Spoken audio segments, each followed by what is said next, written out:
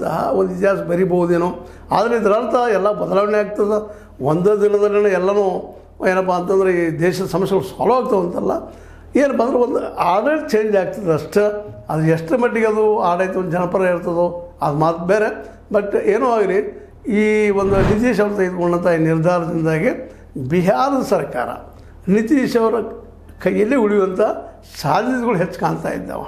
ನೋಡೋಣ ಅದು ಏನಾಗ್ತದೆ ಅನ್ನೋದನ್ನು ಈ ಒಂದು ಮುಂದಿನ ಕ್ಷಣಗಳಲ್ಲಿ ಅನ್ನುವಂಥದ್ದು ವಿಚಾರ ಮಾಡ್ತಾ, ಜೊತೆಗೆ ಇದೇ ಸಂದರ್ಭದಲ್ಲೇ ನಮ್ಮ ಏನಪ್ಪ ಅಂತಂದ್ರೆ ರಾಹುಲ್ ಗಾಂಧಿ ಅವರು ಸಹಿತ ಈ ನೆಲೆಯಲ್ಲಿ ತಮ್ಮದೇ ಅಂತ ಒಂದಿಷ್ಟು ಕೆಲವು ಪ್ರಯತ್ನಗಳು ಮಾಡ್ತಾಯಿದ್ದಾರೆ ಅನ್ನೋ ಸುದ್ದಿಗಳು ಬರ್ತಾಯಿದ್ದಾವೆ.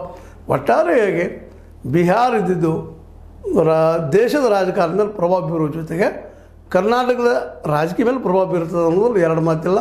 ಕರ್ನಾಟಕದಲ್ಲೂ ಸಹಿತ ಇನ್ನೂ ಏನಪ್ಪ ಅಂತಂದ್ರೆ ಈ ಒಂದು CM ಚೇರ್ ಏನಪ್ಪ ಪ್ರಾಬ್ಲಮ್ ಇನ್ನೂ ಸಾಲ್ವ್ ಆಗಿಲ್ಲ ಅಂಥೇಳಿ ಅದು ಸಹಿತ ಮಾತಾಡ್ತಾ ಇದ್ದಾರೆ. ಏನೋ ಆಗಲಿ, ಒಟ್ಟಾರೆಯಾಗಿ ಬಿಹಾರ ಚುನಾವಣೆ ಇವತ್ತು ಮಾತ್ರ ನಿಶ್ಚಿತವಾಗಿಯೂ ಭಾಳಷ್ಟು ಪ್ರಶ್ನೆಗಳಿಗೆ ಉತ್ತರ ಹುಡುಕುವಂಥ ಕೆಲಸ ಮಾಡಲಿಕ್ಕತ್ತದ. ಜೊತೆಗೆ ಹೊಸ ಸಮಸ್ಯೆಗಳು ಕಾರಣೀಕರ್ತರ ಆಗ್ಬೋದೇನೋ.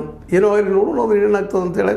ಯಾವುದಾದ್ರೂ ನೋಡೋದು ಅನಿವಾರ್ಯದ, ಮತ್ತದು ಏನಪ್ಪ ಅಂತಂದ್ರೆ ಸಮಯದ ನಿರ್ಧಾರ, ಅದಕ್ಕೆಲ್ಲರೂ ಬದ್ಧಾಗುವಂಥ ಅನಿವಾರ್ಯತೆ ಇರ್ತದೆ.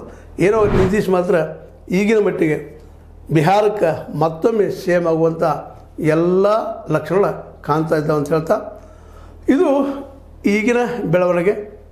ಇಷ್ಟರಲ್ಲಿ ಅವರು ಆ ಒಂದು ಏನಪ್ಪ ಅಂದ್ರೆ ಅಧಿಕಾರ ಸ್ವೀಕಾರ ಮಾಡ್ಬೋದು. ಇವತ್ತು ಸ್ವೀಕಾರ ಮಾಡೋದು ಎಲ್ಲ ಲಕ್ಷಣ ಕಾಣ್ತಾ ಇದ್ದಾವೆ ಅಂತ ಹೇಳ್ತಾ, ಇದು ನಿಮ್ಗೆ ಲೈಕ್ ಆಗಿರ್ಬೋದು. ಲೈಕ್ ಮಾಡಿ, ಶೇರ್ ಮಾಡಿ, ಕಮೆಂಟ್ ಮಾಡಿ, ಜೊತೆಗೆ ಸಬ್ಸ್ಕ್ರೈಬ್ ನಿಲ್ಲಿಸ್ಬೇಡ್ರಿ. H60 ನ್ಯೂಸ್ ಅರ್ಥ ತಿಳಿಸಿದ್ದಾರೆ. ಇದು ಸತ್ಯದ ಕೈಗಳಲ್ಲಿ ವಂದನೆಗಳು.